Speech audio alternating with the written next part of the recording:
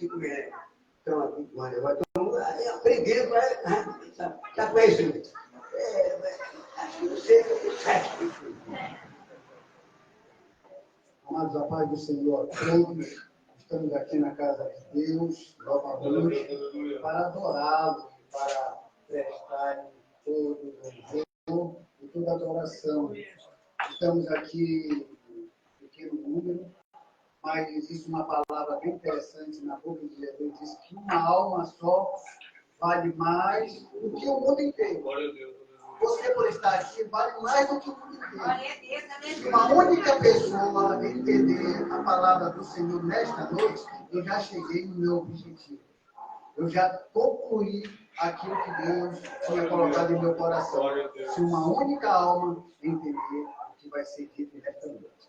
Então, devemos abrir nossos corações, porque muitas vezes gostamos de muitas pessoas presentes. E isso é bom, não é ruim.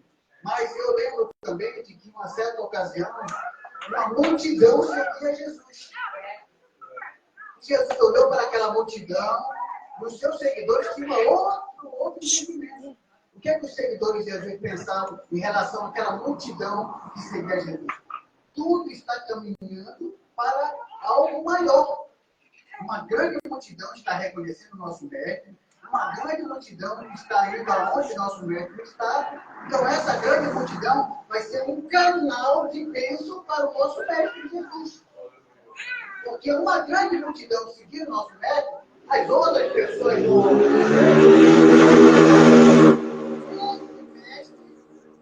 Esse Jesus é realmente importante. Mas só que na mentalidade de Jesus, ele não queria nada disso. Jesus, pelo contrário, ele olha para a multidão e fala: sabe por que vocês estão aqui? Vocês não estão aqui pela palavra. Vocês estão aqui pelos milagres que eu posso fazer, pelo pão que eu posso apresentar. E aquela multidão que estava ali, muitos não gostaram dessa palavra e foram embora. E os seguidores de Jesus ficaram preocupados. Poxa, a gente estava uma grande multidão, chamando a atenção de outros que não estavam nessa multidão. Jesus falando isso, o ministério vai acabar. Aí chega para Jesus para querer corrigir Jesus naquilo que ele tinha dito. Jesus, essa palavra foi o que é que Jesus respondeu para Jesus? Por que você mudou para mim? É exatamente isso que acontece. Estamos num tempo em que se requer do povo de Deus na terra qualidade e não quantidade. Glória a Deus, aleluia, Pai. Se fosse para ter quantidade, eu estava na Assembleia de Deus, Ministério de Belém, como eu estava lá, ou era professor de teologia, ou era presbítero lá, tinha aquela parte minha de grande responsabilidade em ensinar nos seminários, tinha toda aquela propaganda de marketing de um grande servo do Senhor, mas pelo conhecimento teológico daquilo que se apresentava, do que realmente aquele que poderia ser o mensageiro de Deus na terra. E muitas vezes nós não entendemos isso. Mas Deus cada dia vai nos clareando, nos fazendo entender que nós estamos aqui simplesmente por uma missão. Nós estamos aqui para uma missão. O que é? Servir ao Senhor e esperar a sua vida. E aí ele decide por todo mundo e pregar no Evangelho da tua criação. Glória a Deus. E isso vai fazendo cada pessoa se conscientizarem da necessidade de se pregar o Evangelho. Louvado seja o santo nome do Senhor. Desejo fazer uso do livro sagrado que se encontra aqui, 2 Samuel, capítulo 6, do versículo 1 em diante. Louvado seja o santo nome do Senhor.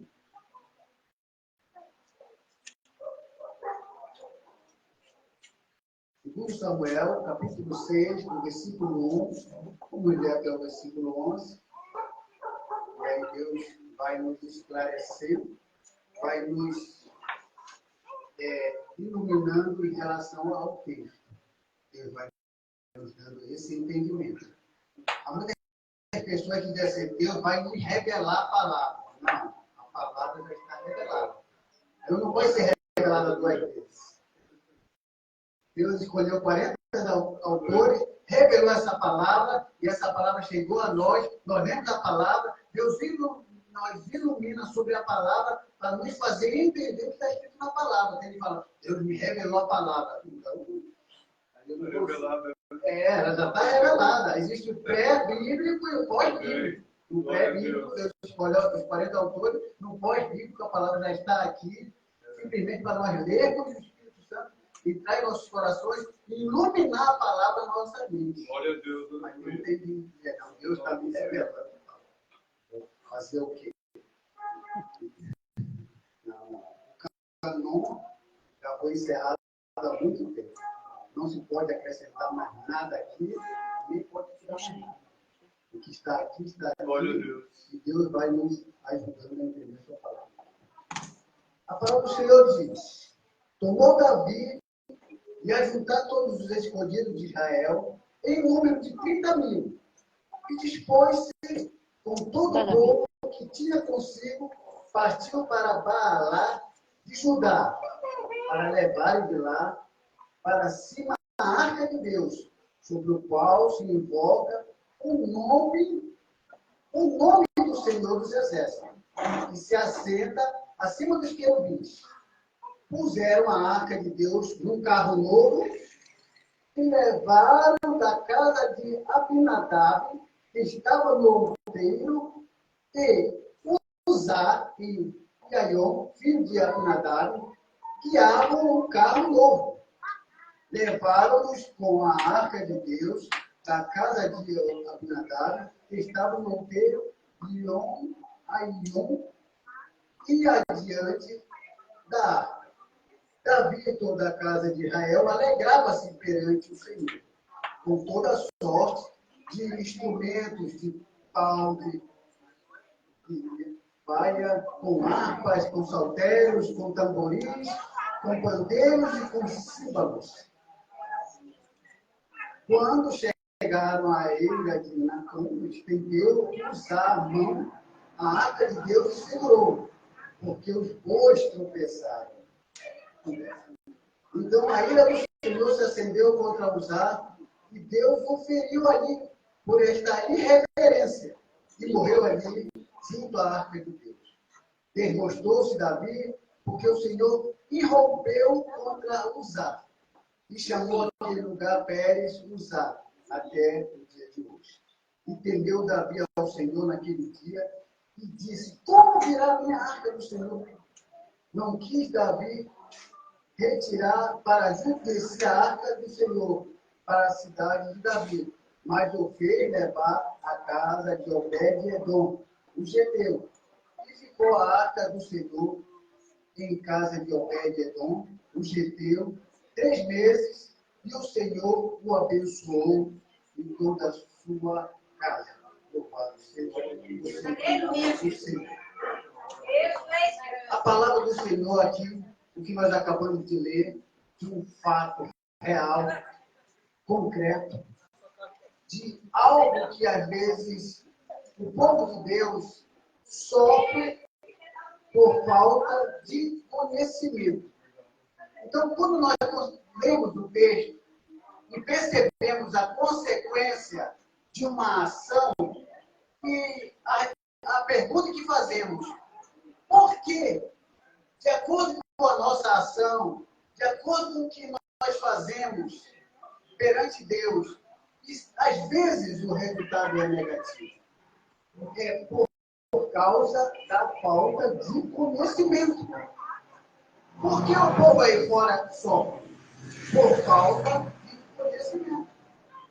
E aqui estava uma situação em que havia uma boa intenção. Trazer essa arca, que estava na casa de Abinadab, para um lugar específico, preparado, para ali estar.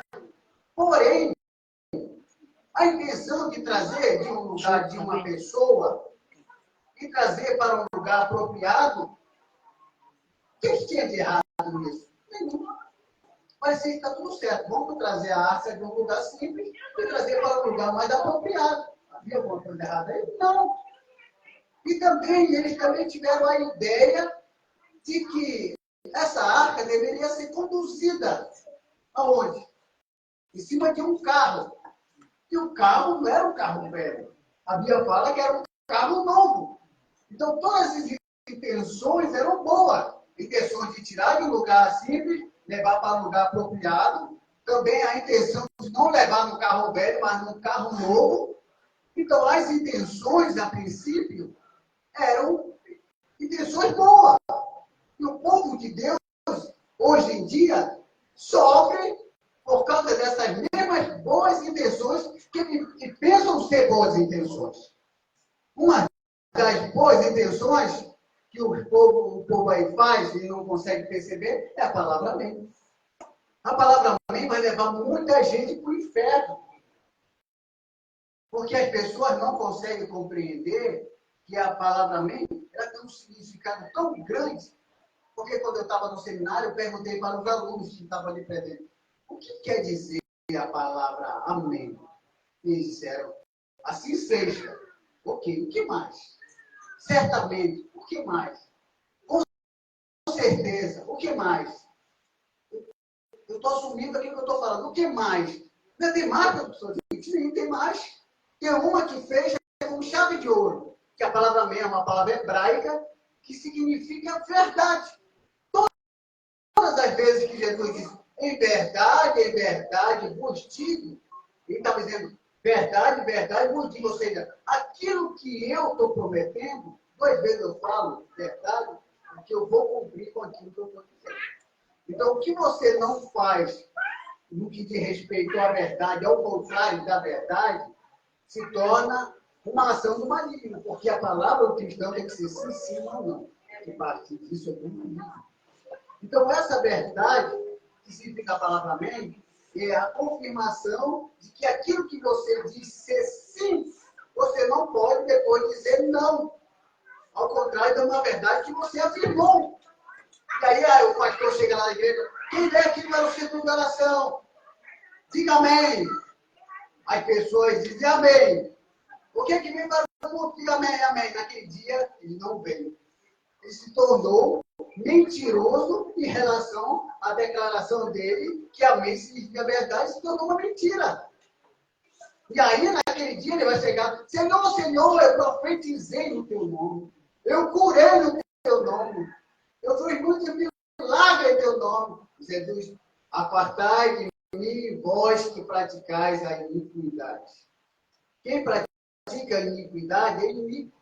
Inimigo é extremamente injusto. Injusto quer dizer aquele que não tem a verdade. Então, quando aqueles que dizem Senhor, Senhor, não é uma prostituta que está falando. Ele não está falando de prostituta. Ele não está falando de ladrão. Ele não está falando de drogado. Ele está falando de pessoas que conhecem a Cristo. Pessoas que conhecem Jesus. Senhor, Senhor, profetizamos em teu nome. Drogado profetiza? Prostituta profetiza? Então, está falando com pessoas que estão dentro da casa, mas estão perdidas na própria casa. Então, a palavra amém tem significado. E a pessoa vem e fala com boa intenção, amém, mas não cumpre, então se torna mentiroso. E quem é o pai da mentira? O diabo. E todos aqueles que praticam mentira ficarão de fora, porque essa é uma obra da casa. E aí nós temos uma situação aqui, não muito diferente, de pessoas com boas intenções para levar a arca, mas porém havia um erro. Como eu disse para você, falta de conhecimento. Qual era a falta de conhecimento? Que a arca nunca deveria ser carregada num carro, pois não. A ordem original e o princípio do entendimento de como se deveria carregar a arca deveria ser pelos levitas, nos ombros. E parece que eles não tinham esse conhecimento, porque o próprio Davi disse assim, como eu vou levar a casa de Deus? Como virar a minha arca do Senhor? Até Davi, por um certo momento, ele estava esquecido de como realmente a arca era carregada, como ela era levada. Então, a falta de conhecimento faz com que a pessoa acabe aceitando aquilo que não é verdade. Eu digo uma coisa para vocês. A maioria das igrejas evangélicas aí, os crentes que estão ali dentro daquela igreja, a maioria se tornaram refém daquele que se julga ter a verdade. E uma vez que a pessoa não tem a verdade e julga aquele que tem a verdade como sendo o intermediário entre Deus, ele se torna o quê? Um alienado. Você sabe o que é uma pessoa alienada?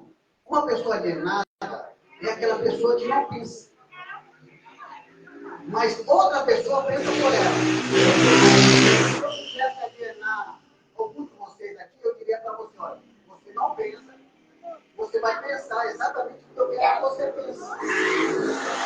Porque se você pensar fora do que eu penso, você está fora do grupo.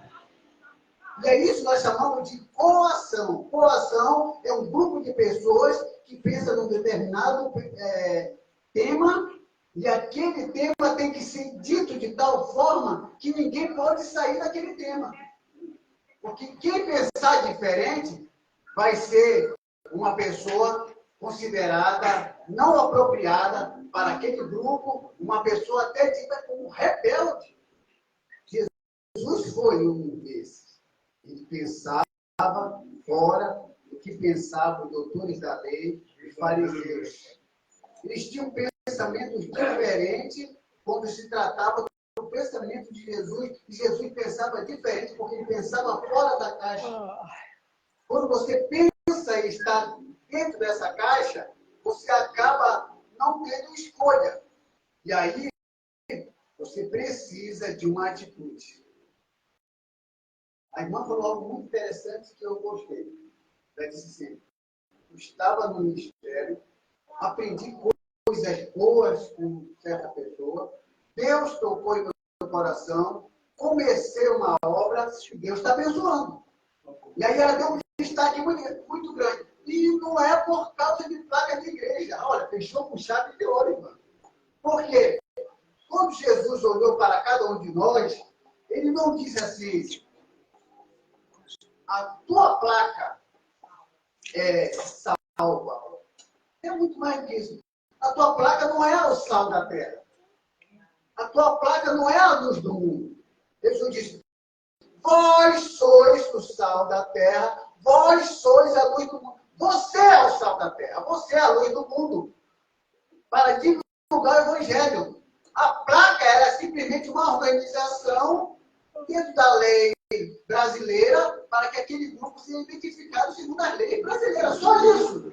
Não mais do que isso, mas tem gente, por falta do conhecimento, chegam a dizer, a minha é espiritual, aquela não é. A minha tem doutrina e aquela não tem. A minha é quente e aquela é fria. Aí a gente olha essas pessoas e diz assim, Deus tenha misericórdia e ilumine essas pessoas, porque na verdade, cada um de nós é a igreja do Senhor. Cada um de nós somos o sal e a luz do mundo. O que foi que Jesus disse para a mulher? Olha, se você me pedir água, eu te daria água viva. Ou seja, quem é a água viva? Jesus. E quem é o sal? Olha, é uma questão de reflexão. Jesus é a água da vida e nós somos o sal. Jesus diz que nós devemos ir porque somos o sal do mundo. Então nós devemos causar o quê? Sede no pecador para que ele sinta a sede de quem? Da água da vida, que é Jesus Cristo, e venha a aceitar Jesus. Porque quando o crente fala para um pecador e ele não sente sede de Jesus, esse crente tem que se reaver nos seus próprios conceitos de cristão. Porque todas as vezes que você falar de Cristo para uma pessoa, aquela pessoa tem que ter sede de Cristo. E isso faz com que a pessoa venha a Cristo, que é a água viva, a sede que você causou na vida dele. E aqui ele está fazendo tudo certo. Número de 30 mil, bastante pessoa para ajudar. Pessoas carregando, que não deve determinado momento que estavam carregando, com boas intenções, um ser racional, um ser irracional, a diferença é muito grande. Colocaram a arca do Senhor em carros novos, que segundo a lei não era para colocar, carregado por animais irracionais. Enquanto quem carregava a arca do Senhor eram pessoas racionais. E outra coisa, pessoas e não coisas carregam a presença do Senhor. Nada, nenhuma coisa carrega a presença do Senhor. Pessoas carregavam a arca do Senhor, que era o levita, e não um carro que era coisas. Nos nossos dias, as pessoas querem pegar coisas e dizer assim, a presença do Senhor está aqui. Não, a presença do Senhor está em cada um de nós. Nós temos um costume muito grande de dizer assim, Senhor, venha nos abençoar. Senhor, venha nos abençoar. A ideia de um Deus lugarizado. Enquanto que o próprio Cristo falou, olha, se vocês entenderem o que eu estou falando aqui, eu e meu Pai faremos morada em vocês. Deus está na sua vida. Deus está na minha vida. Deus está nas nossas vidas. Ele não está no lugar escondido, atrás de uma nuvem, simplesmente com a intenção de punir, castigar, com raio na mão, esperando que você faça o contrário daquilo que alguém falou que é pecado. Muito pelo contrário. Ele está além desse conceito. Deus é Pai. Quem faz barreira a Ele, Deus e o homem, somos nós. Você sabia disso? Somos nós. Nós que colocamos Deus como pior lugar. Nós que colocamos Deus como aquele ser carrasco, com um poder ilimitado, que muitos dizem assim, olha, que se você não aceitar Jesus, ele vai fazer com que você adoeça. Enquanto que o Espírito Santo é para convencer o homem, não para fazer adoecer. Mas as pessoas aceitam o conceito de que Deus vai fazer adoecer através do auxílio do Espírito Santo, para que a pessoa possa ter consciência, enquanto que o Espírito Santo é a terceira pessoa da Trindade. Quem pode resistir ao Espírito Santo quando ele quer tocar o coração do pecador? Ninguém. Mas as pessoas conseguem ter esse poder de limitá-lo. Mas nós sabemos que ele não pode ser limitado. E aí usar toca na arca. Foi o maior erro que ele fez na vida dele. Porque até o sumo sacerdote, que era uma representação máxima entre o povo lá no deserto, no tempo de Moisés, não podia nem tocar e nem olhar para a arca. E uma pessoa tenta fazer isso. E aqui o que é que fala aqui o 7? Então a ira do Senhor se acendeu contra Uzá e Deus o feriu. E ali por esta irreverência, e morreu ali junto à arca. Por causa dessa irreverência. O que quer dizer irreverência? Quer dizer assim, falta de prudência. Falta de reverência. E reverência é o contrário de reverência. É falta de prudência, falta de respeito, falta de conhecimento com aquilo que está lhe dando. E o que acontece? Quando Davi entende que não é assim que a arca deve ser conduzida, aí ele pede orientação para fazer o que é certo. E fala aí, quantas pessoas pedem orientação para fazer algo diante da obra do Senhor? Quantas pessoas oram antes de tomar uma decisão? Quanta gente está fazendo coisa errada?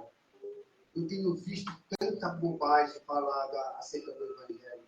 Existe já tem uma palavra aí que todo mundo faz a questão. Ó Senhor, desça sobre nós o Shekinah. Quem já ouviu isso aí? Desça sobre nós o Shekinah. Até grandes pregadores conhecidos, famosos. Shekinah significa a glória de Deus. Pega a Bíblia e mostra para ele. E mostra aqui a palavra, aqui na palavra de Deus, onde está escrito a palavra Shekinah no hebraico. Não existe essa palavra na Bíblia. Shekinah realmente é uma palavra hebraica, mas que não está na Bíblia, que era usada pela tradição rabínica da Kabbalah, que é um movimento esotérico. que significa habitação. Então, quando você fala assim, venha sobre mim o Shekinah de Deus, se você é a habitação do Espírito Santo, você está pedindo uma outra habitação além do Espírito Santo. E isso é estranho. Porque se não está na Bíblia a palavra Shekinah, e você está pedindo uma habitação, que vocês já habitaram pelo Espírito Santo, isso é estranho. O que existe na Bíblia, da glória de Deus que desceu no tabernáculo, era kavod, ou kavod, como você queira pronunciar. Essa era a glória de Deus que descia sobre o tabernáculo e se manifestava ali no tempo de Moisés, no tempo de Salomão, e nunca jamais Shekinah. Tem uma igreja, Assembleia de Deus, Shekinah ali. Sabe que ele sabe disso? Falta de conhecimento. Falta de conhecimento. Quantos pregadores pegam aquele João 5,3 e examinar a Escritura porque ela fala de mim a segunda vida eterna? Pessoal, olha aqui, ele está mandando eles examinar a Escritura. E se você for ler direito, Jesus não está mandando ninguém examinar. Ele está usando ali o imperativo de vós que examinais a Escritura, você não está percebendo o que está falando de mim? Jesus não está dizendo para ninguém ensinar, bora examinar a Escritura e estudar a palavra do Senhor. Mas naquele texto, Jesus não está mandando examinar a Escritura. É só você ali conjugar, você vai chegar na sua casa, lá pegar lá, examinar ou examinais.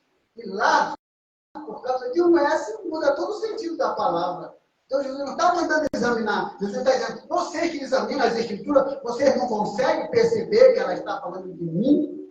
O que é isso, irmão? Falta de conhecimento.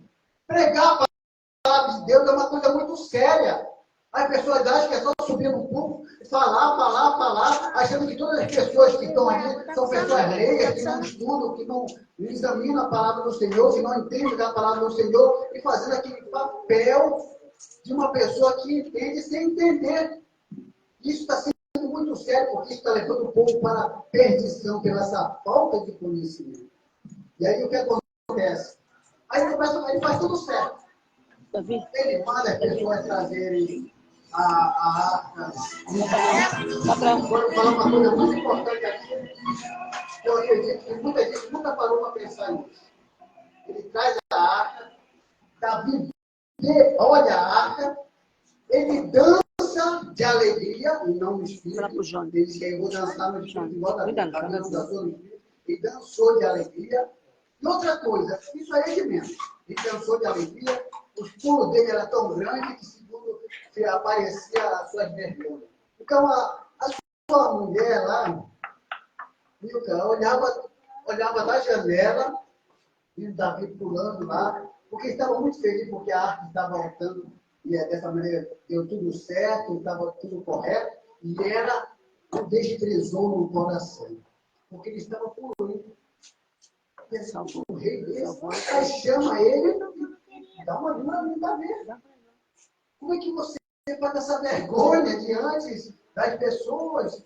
E Davi fala sobre a honra que Deus deu a ele em relação ao pai dela, e lá no final, Deus pune ela para não ter mais filhos. O que isso quer dizer? Tenha cuidado antes de você criticar o movimento quando Deus estiver perto. Cuidado para quando você vê que todo mundo aí discrimina, o reteté. Cuidado, reteté, galera de fogo, aquela irmã que faz aviãozinho.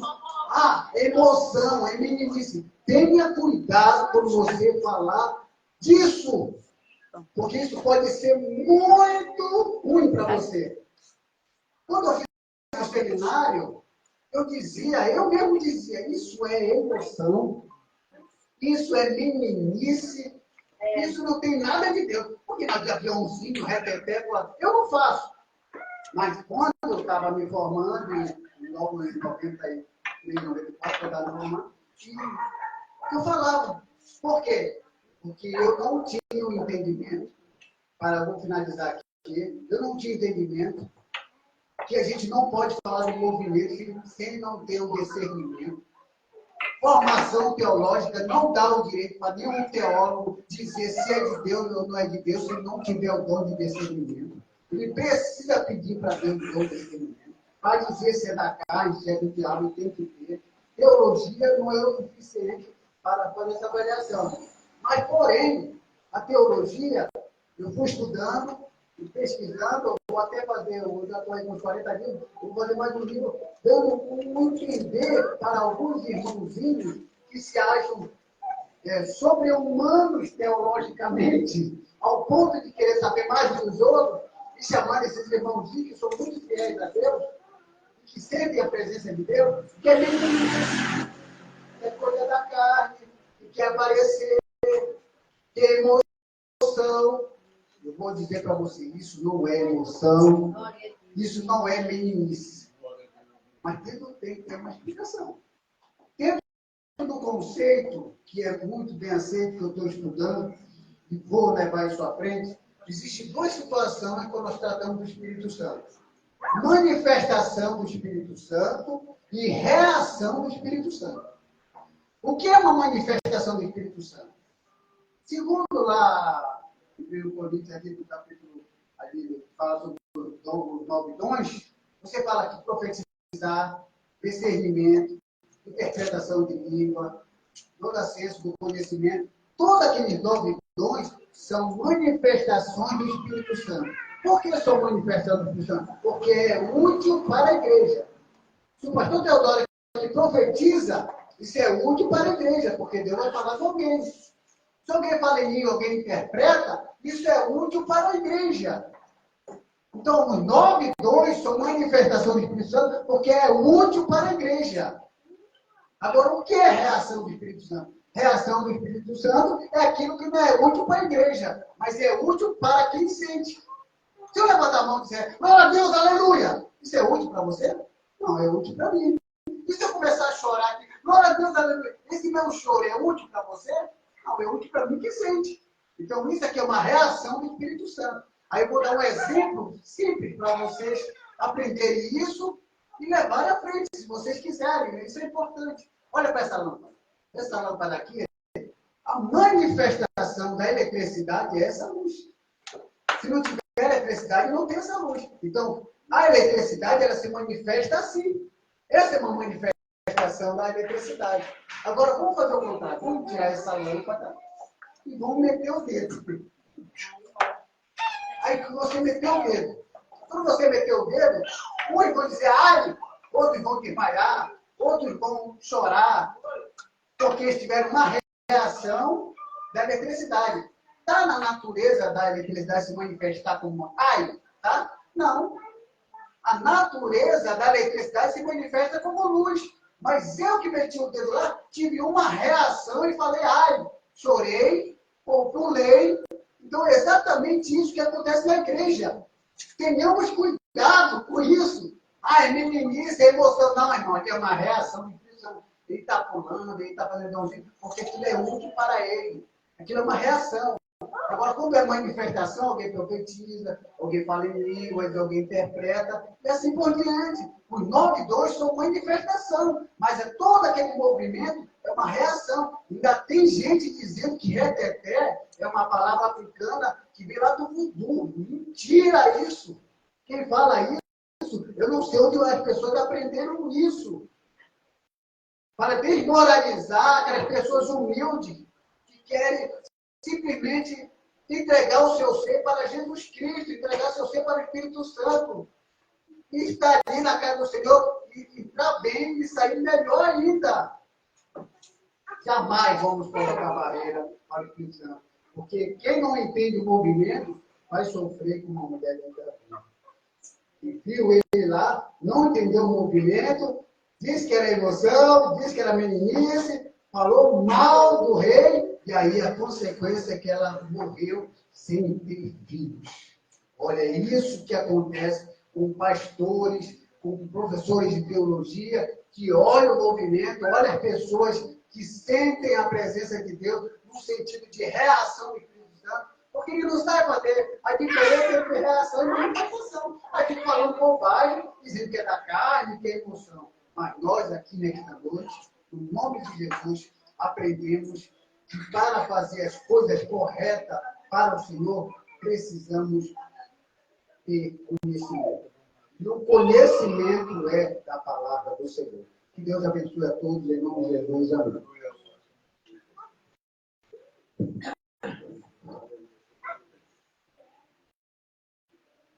É por isso que eu estou tendo que pregar hoje. Amém? Glória a Deus, aleluia. Estava ouvindo ali o professor João dessa palavra.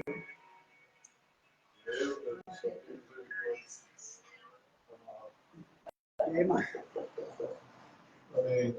Está ouvindo ali dar essa exemplificação aí, estava lembrando de um ocorrido que aconteceu na Barra Funda, viu, João? Aconteceu na Barra Funda, algo quase parecido a respeito da tomada aí, né? Então, ainda queria fazer, o pastor não estava na igreja, homem muito abençoado por Deus. Vou dar esse exemplo aqui, irmão, inclusive nós aqui. O chamado que Deus tem na vida de vocês é muito forte. Amém? E quando Deus mandar fazer, faça. Viu? Porque é Deus que está mandando nós não fazer. Amém? Vai, porque Deus está no negócio. Viu? Deus mostrou para mim aqui, muito comum falar de mala, de viagem. Viu? Tem um projeto aí no meio, viu? Deus vai falar para as irmãs, fica firme no propósito que Deus ele prepara tudo. Viu? Deus ele prepara. Não sei qual é o plano, eu sei que o de Deus está traçado na vida de vocês para fazer algo aí. Amém? E eu tenho certeza que indo